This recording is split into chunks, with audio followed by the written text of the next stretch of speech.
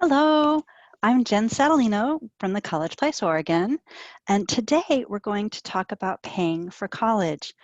I'm going to turn off my camera because if I leave it on while we're recording, you'll only see me and not our slides. This is a recording of the webinar that we created and hosted on September 16th. 2020. We had some technological issues that night, so I'll be re-recording everything that we talked about. So we're going to talk today about paying for college. While the information in this presentation is geared towards students and families who will be graduating in 2021, the information can be useful to all families, regardless of where you are in your education timeline.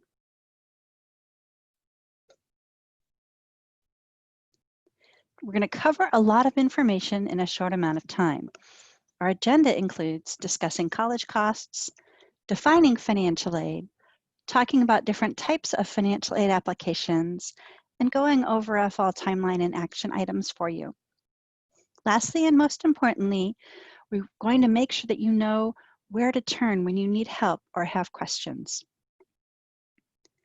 Now, this is a recording from the webinar that we did host a few days ago. And in the webinar, if people had questions, they could use the Q&A button here. We are compiling all of the Q&A questions and answers for you. I do want to take time right now, though, to thank Mike, Layla, Yuri, Josephine, Glendy, Jason, and Brianna, our financial aid experts, and Columbia Gorge Community College, Central Oregon Community College, Eastern Oregon University, Portland Community College, and Portland State University for volunteering their time and knowledge. During the live session, we also had a special guest, Carolyn Dennis, from the Ford Family Foundation, who did share with us some information about the Ford Scholars Program. Due to technical difficulties, we weren't able to get her on this recording, but I will pass along her information to you. Now, I always like to start with college costs because the messaging that we receive from the media is that all college costs $60,000 to $70,000 per year, and that student debt is $100,000 for a bachelor's degree. If we look at the actual statistics, Oregon graduates average $28,628 in student loan debt at the time they graduate with a four-year degree. Nationally, that average is $29,200. So it's one time I'm really happy that Oregon is below average. I have the costs on these slides to help show you that not everything you hear about college costs are true. These are the actual costs from last year, which is the most recent year we have data available. The community college costs assume that the student is living on their own, excuse me, while the public and private college costs assume the student is living on campus. Only the private college comes close to the myth that all colleges cost $60,000 to $70,000 a year. We'll find out why in a few slides, even though the private college costs appear to be much higher than the public college costs. This isn't always the case for each family. Now note that I have used in-state tuition for our community college and public university costs on this slide. The residency for tuition purposes can vary from state to state. So be sure you know before you go. Colleges are required to estimate an average cost for students. This can be done by adjusting for inflation, by surveying students, by adding up charges, or even by calling around to other colleges. The cost of attendance can vary widely for colleges in the same city. For example, Portland State University, Portland Community College, and University of Portland are all located in Portland. However, their budgets for personal expenses vary quite a bit. For PSU, they budget $1,500 in personal expenses for 9 months. PCC budgets $1,854 for personal expenses in 9 months, while the University of Portland budgets just $972 for personal expenses in 9 months. You can see that in addition to what are more common costs, students can also include the cost of a study abroad program or a computer purchase with the permission of the financial aid office. Remember how I said that the cost of attendance was an average cost across students? This means that you can choose to be below average student, but cost-wise, of course. Your actual expenses are going to vary based upon the choices that you make. Direct costs are always paid directly to the college. This will always include tuition and fees. It may include room and board if you live on campus, books and supplies if you buy them from the college bookstore, and your transportation expenses if you're paying to park on campus or buying a bus pass, for example. You can make choices that will reduce your cost of attendance. Calculate what you'll really spend on things like transportation and personal expenses. Even room and board are flexible depending on your eating habits. The other thing to remember is that the amount of financial aid you'll receive will reduce what you're expected to pay. Similar to purchasing a car, very few students and families actually pay the sticker price or the full cost of attendance for their college education. Each college or university that participates in the federal financial aid programs must have a net price calculator on their website. The easiest way to find it is to use the search function on each college's site. Before you get started, gather your most recent federal tax return. For most of us, that's the 2019 return that we just filed in July, your W-2s, and any savings, investments, and other asset values. It's important to read each question carefully, as the estimated results are only as reliable as the information you provide in the calculator. This time of year, so September, October, November, the fall of your senior year, is an excellent time to check out the estimated net price of the colleges that you're interested in. Next, we're going to talk about types of financial aid. Financial aid is defined as money that a student receives to help pay for college expenses from any source other than their family. Financial aid includes grants, scholarships, work study, and student loans. Funds can come from a variety of sources, such as the federal or state government, the college or university themselves, community foundations, or private donors. Any type of financial aid can be based on financial need, which is whether or not it appears that you need the funds to help pay for college, or based on merit, whether or not you fit the description of the type of student a financial aid source wants to help. Excuse me. I'll try to be very clear when talking about each type of aid to determine and to let you know whether or not it's based on need or merit. Federal grants require students to be citizens or eligible non-citizens, and to receive federal grants, students must complete the free application for federal student aid, or FAFSA, which we'll cover shortly. Federal Pell Grants and the Federal Supplemental Educational Opportunity Grant, or FSEOG, go to the neediest of students based upon the information disclosed on the FAFSA form. You'll receive immediate information regarding your Pell Grant eligibility when you file the FAFSA. This is easy to do because Pell Grants are portable. They follow the student and can be taken to any school that participates in the federal student aid programs. FSEOG is a little bit different. Your eligibility is tied to your financial need based on the FAFSA, just like the Pell Grant. However, the funds aren't tied to the individual student, but instead are tied to the college or university. Some colleges have large amounts of SEOG and can give it out generously. Other colleges have very little FSEOG and aren't able to give funding to every student who qualifies. Unlike the Pell Grant, FSEOG is not portable and cannot follow the student from institution to institution. The Teacher Education Assistance for College and Higher Ed, or TEACH grants, are for students who plan to be teachers and who agree to teach for a minimum of 4 years in a high-need field at an elementary or secondary school that serves low-income students. TEACH grants are usually not awarded until the junior and senior years of college, because if a student fails, sorry, they are not usually awarded until the junior or senior year of college, because if you fail to teach according to the agreement that you sign, this grant will turn into a direct unsubsidized loan that must be repaid. The Iraq and Afghanistan service grants are awarded to students whose parent or guardian served in the U.S. forces and died as a result of their military service in either Iraq or Afghanistan on or after September 11, 2001.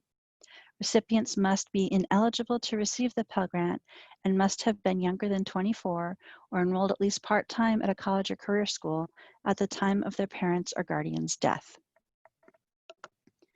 The Oregon Opportunity Grant, affectionately nicknamed OOG, is awarded to the neediest of Oregonians. Students who receive OOG must attend an Oregon college or university based in Oregon. The Oregon Promise is awarded to students who graduate from an Oregon high school with at least a 2.5 GPA or who pass a GED exam. Other requirements include living in Oregon for at least a year before enrolling in a community college and beginning at a community college within 6 months of earning your high school diploma or GED. The demand for funding from the Oregon Promise fluctuates year to year, as does the amount of funding available.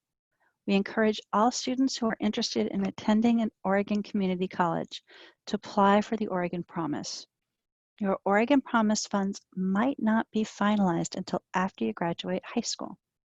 This is a fairly new program created by the Oregon legislature and first awarded to the class of 2016. Once a student applies for the Oregon Promise, they will receive information regarding the program via their email. Institutional grants come from the colleges and universities themselves. This is why you will hear that a private college may be more affordable than a public college. Schools, especially private schools, will award a certain percentage of tuition back as grants. For some private schools, this percentage can be as high as 50% or more. Institutional scholarships are often available and are usually funded by donors to the colleges or universities. Each college or university has their own criteria and application process for their institutional grants and scholarships. Students, this is an excellent question to ask admissions representatives at a virtual college fair or via email. It shows that you're interested in the college, excuse me, and it gets you some valuable information. Scholarships are funds that are given to students because they meet the criteria set up by the creators of the scholarship. The criteria vary according to the values of the scholarship donors and providers. We often think of grades and athletics when we think of scholarship criteria, but there are as many criteria as there are donors. For example, one of my colleagues won a scholarship from a quarter horse society, not because she knew a lot about horses, but not because she had great grades or even was a fantastic horse rider. I've listed sources of scholarships in my personal order of preference on this slide. You want to be as big a fish in as small of a pond as possible. Therefore, always start with the scholarships in your school and your community. Next, be sure you're applying for scholarships at the colleges and universities you're applying to. In Oregon, you'll also want to apply through the Common Scholarship application administered by OSAC. Lastly, those big national scholarships are generous and usually quite significant. They have much larger applicant pools, excuse me, but someone has to win them. Pretty much every year, somebody from Oregon will win one of those big prestigious national scholarships. Your high school counselors are your source for local and community scholarships, but be sure to let everyone know that you're looking. Your parent or grandparent might work for a company that offers scholarships to dependents or descendants. It never hurts to ask. You can also use the internet to help you search for scholarships. If your high school subscribes to Naviance or the Oregon Career Information System, you can search for scholarships on those platforms as well. Now, during our live event, this is where I introduced Carolyn Dennis from the Ford Family Foundation. Unfortunately, due to technical difficulties, Carolyn is not able to record with me again tonight. So I am going to go through her slides.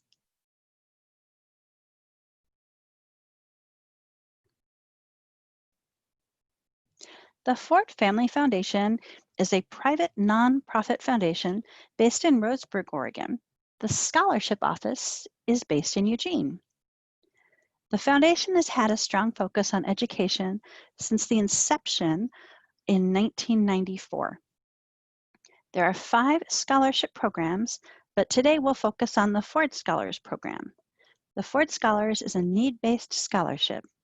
Up to 130 scholarships are awarded each year to students from Oregon and Siskiyou County, California, including undocumented students. All applicants must meet the scholarship eligibility requirements, which include filing the FAFSA or ORSAA, which we'll discuss in just a little bit. Ford Scholars receive renewable financial support of up to $40,000 per year, and scholarship recipients have a 92% retention rate in college. Scholars receive so much more than just financial support. What makes us different is the overall support we provide to our students through their college years and beyond. Our staff offers scholars support throughout their college journey for academics, emotional, professional, and personal needs. Scholars are also active participants in our peer mentor program.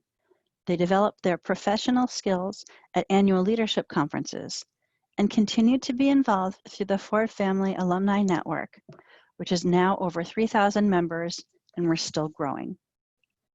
To be eligible for the Ford Scholars program, students have to have an expected family contribution on their FAFSA or ORSAA of $6,000 or less. You must be a graduating high school senior or a high school graduate who is not yet enrolled in college full-time. You have to have a goal of earning a bachelor's degree and have not yet enrolled full-time in a 4-year college. You will attend full-time on campus. This year with COVID, we're making adjustments to the on-campus rule due to hybrid and online learning. We are excited to announce that beginning this fall, whoops, I was supposed to advance the slide, sorry. Whoops, and now I'm not able to do that. There we go. All right, we are excited to announce that beginning this fall, the scholarship application is available on the Ford Family Foundation website, www.tfff.org/scholarships. The scholarship application will be available beginning November 1st, and the deadline for submitting your completed application is March 1st, 2021 at 5 p.m. Pacific time. So don't wait until the deadline to apply. You can review the Ford Family Foundation scholarship criteria at the web address that we just shared. All questions are welcome, and we have a toll-free number at 877-864-2872. You can also email us at fordscholarship@tfff.org. Thank you so much to Carolyn Dennis and the Ford Family Foundation for joining us in this Paying for College event. I hope that you apply for a Ford Scholars Scholarship. If you opt in when you complete your FAFSA or ORSAA, you might be offered a work-study position at your college or university. Funding for this program comes from the federal government in the form of the Federal Work-Study Program. Colleges and universities often supplement the federal funds with their own, and many have their own work-study programs. Work-study is a wonderful way to gain experience, which you'll add to your resume and will help with your job search after college. Students who work less than 20 hours per week statistically have higher GPAs than students who don't work at all. I'm not sure if it's causation or correlation, but I do know that my work-study students have better time management skills than their peers. Whoops.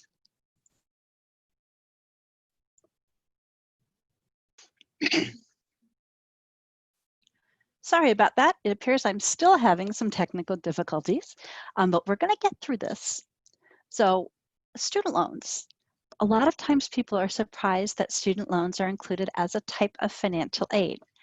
Now remember, our definition of financial aid is money that a student receives to help pay for college expenses from any source other than their family.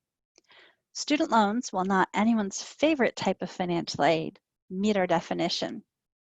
Students can borrow in their own name through the federal direct subsidized and unsubsidized loan programs. There's no credit check and no need for a cosigner. For undergraduate students, eligibility ranges from $5,500 during their first year in college to $12,500 per year during the student's senior year in college. If a loan is labeled subsidized, it means that the U.S. Department of Education pays the interest on the loan while you're in school at least half time, during any grace period, and during any period of deferment. If a loan is labeled unsubsidized, it means that interest accrues from the moment the loan funds are dispersed to the school. A student does not need to make loan payments while they're attending school at least half time. However, we strongly recommend that students make interest payments on their unsubsidized loan. Parents are also eligible to borrow under the federal loan program.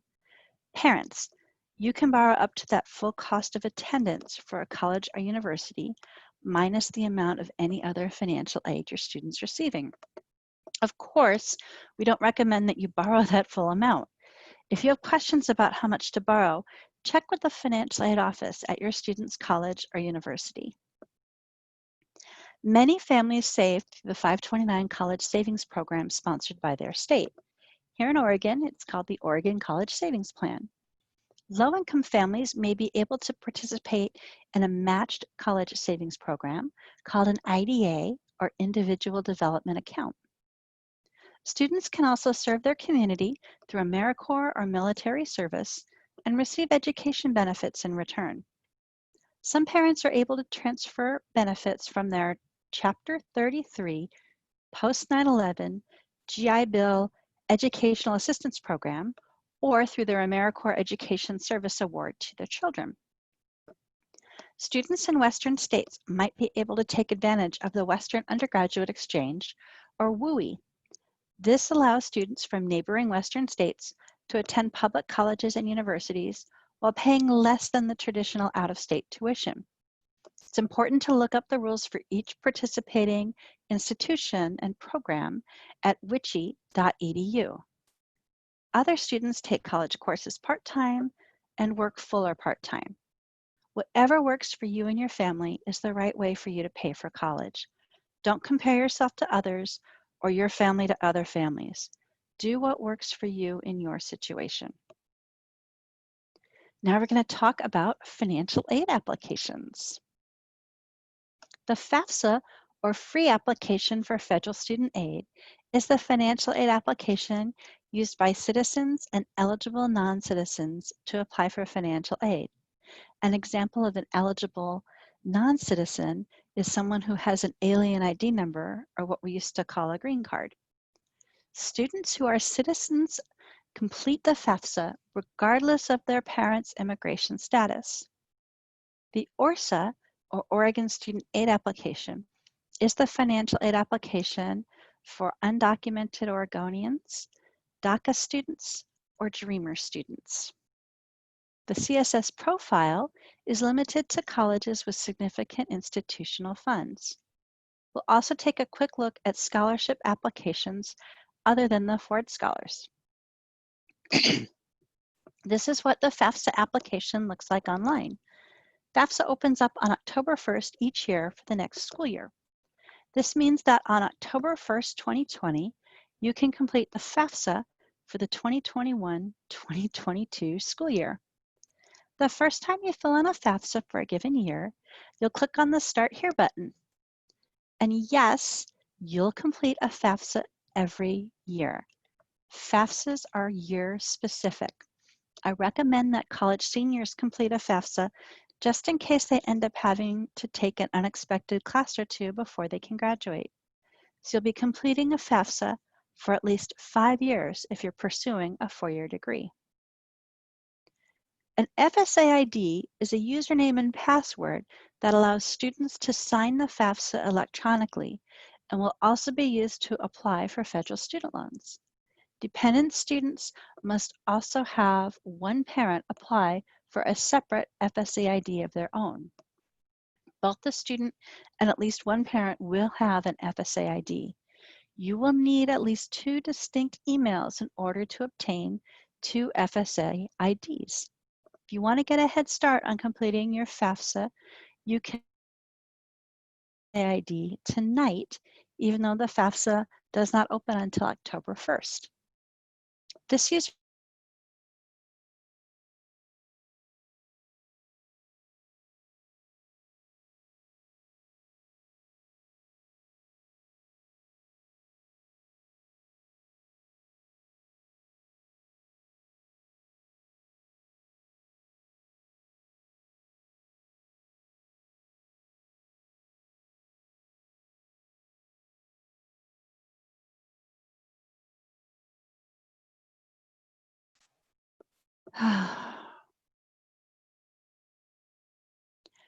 Students who are citizens or eligible non-citizens complete the FAFSA regardless of their parents' citizenship status.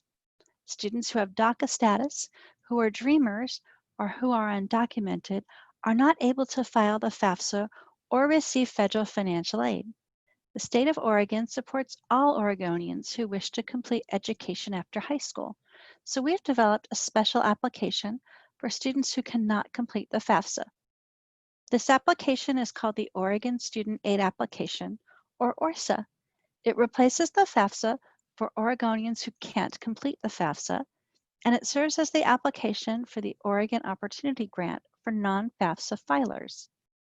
Just like the FAFSA, the ORSAA opens up on October 1st. It doesn't look quite as flashy as the FAFSA page, but it asks all of the same questions as the FAFSA.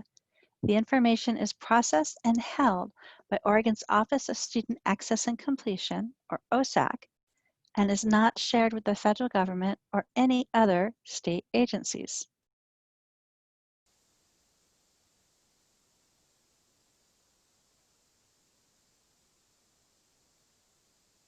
FSA and the ORSAA ask the same questions. It's important to note that this is the student's application, not the parent's application. The majority of questions are about the student, their demographics, their high school name, where they plan to attend college, their 2019 income, and their assets.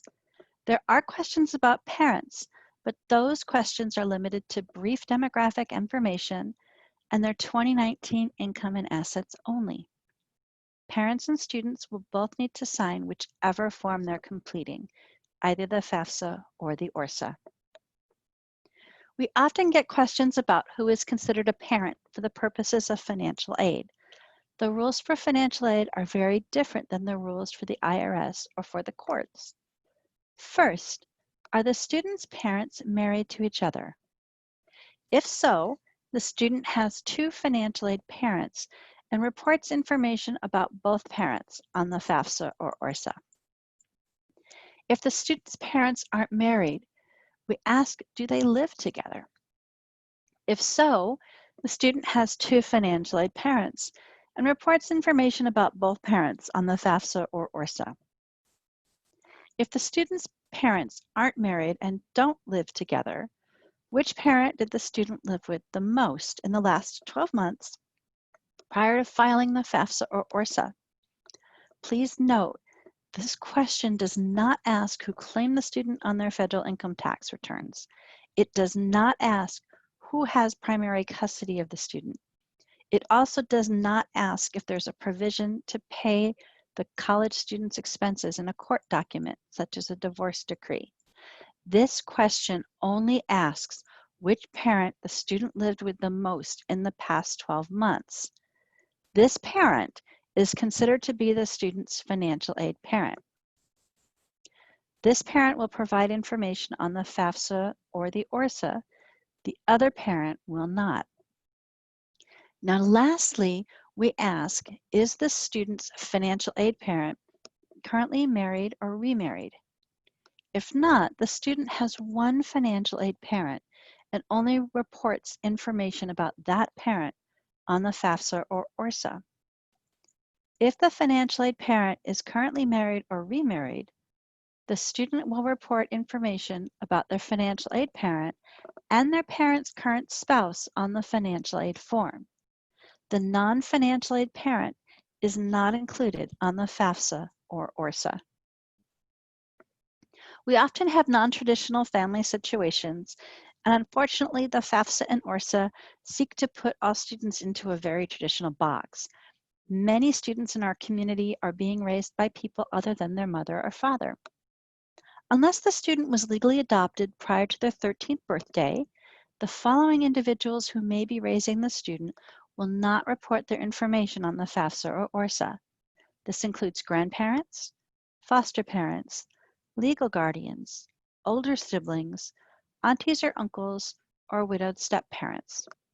Depending on the individual student's situation, they might need to seek information from a parent, or they might need to seek help from a high school counselor or a college financial aid administrator to fill in their financial aid application accurately.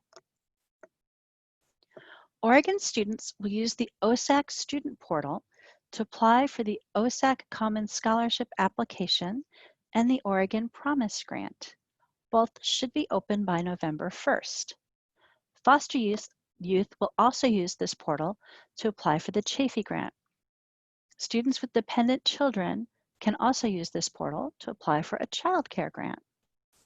OSAC makes every effort to coordinate with the FAFSA and ORSAA application opening dates with regards to the Oregon Promise Grant, and opens up the Common Scholarship application, which is used by almost 600 Oregon-specific scholarships, as soon as possible afterwards.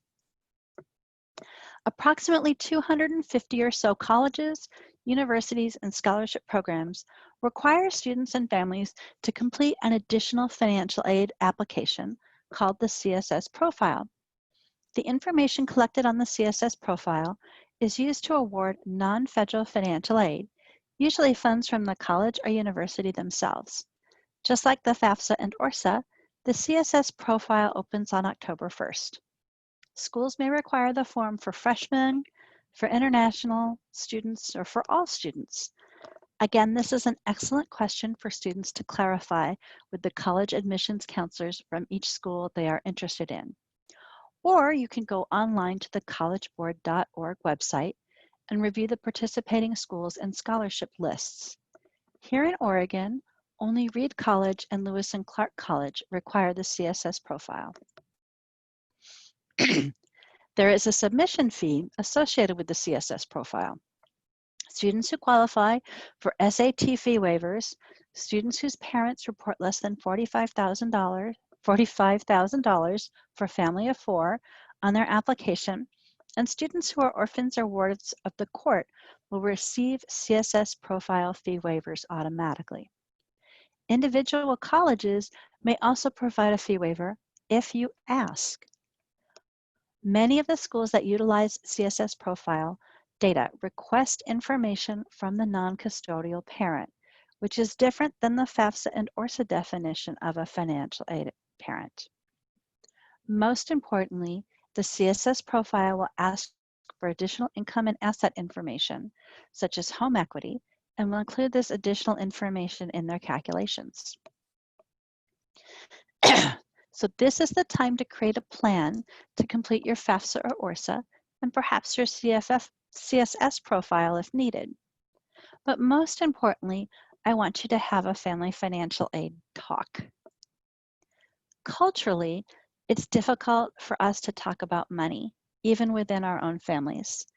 To make the college application process easier, it's important to make sure that everyone is on the same page and that no assumptions are being made.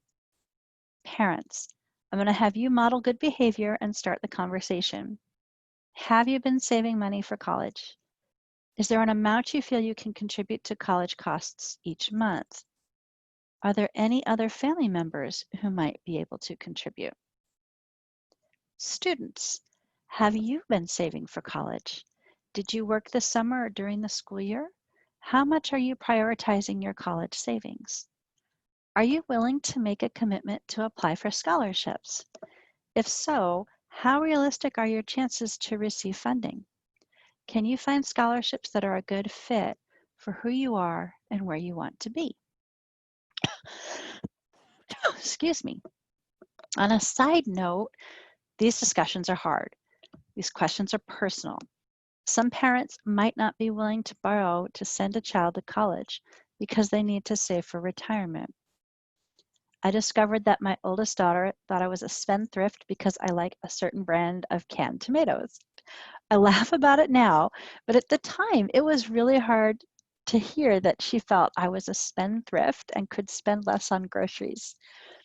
Give each other some grace, and if things get too emotional, agree to end the conversation for a few days. Then come back to it when you're in a gracious frame of mind. Hopefully, you'll look as happy and relaxed as the family in this picture when you're done. And know that these discussions are much easier to have in September, October, November at the start of the senior year than in May at the end of the year when decisions must be made up against a deadline. As promised, we want to leave you with information on how to get help when you need it. Get your phones out and be ready to take pictures. We've mentioned before how much your high school faculty and administrators are here to help you succeed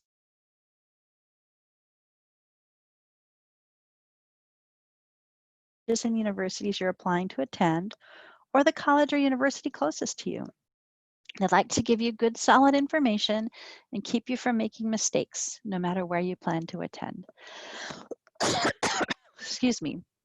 The Department of Education has a toll-free number specifically to help students apply for federal financial aid. Big Future is an excellent website. Here in Oregon, we have Oregon Goes to College, which acts as a centralized place for you to get information about all things college-related, including financial aid. Lastly, the Oregon Association of Student Financial Aid Administrators has a mailbox set up to field your financial aid questions. Feel free to email us your questions if you can't find the answer. It may take us a day or two to get back to you, but we'll return your email and answer your question. To get more information about paying for college and to make sure that you've really understood everything in this presentation, I invite you to use our free ECMC learning platform. You can directly access our Paying for College course at the link listed above. ECMC Learning is a free financial wellness center that will teach you all about personal finance. Accounts set up by students are free lifelong accounts to provide timely information for each stage of life. Register for your account today at https://www.ecmclearning.org/TCP-Oregon. I'm always happy to lend a hand, no matter where in Oregon you live. And parents, if you've sat through this presentation and are thinking of going to college yourself, I'm here to help you as well. I work with students from all over Oregon, even though I'm physically based in the Willamette Valley. All of the information that we share and all the services that we provide at the College Place Oregon are offered free of charge. Now, lastly, if you would take the time to fill in our 1-minute registration form, we'll make sure that you have up-to-date and accurate information throughout your college process. If you're not yet a high school senior, you can still sign up. We'll send you information appropriate to where you are in the process. Will be a little information for younger students, and then will become an almost weekly text or email in the senior year. Thanks again for attending our Paying for College night. Again, I really want to thank the Oregon Association of Student Financial Aid Administrators and the Ford Family Foundation for volunteering their time.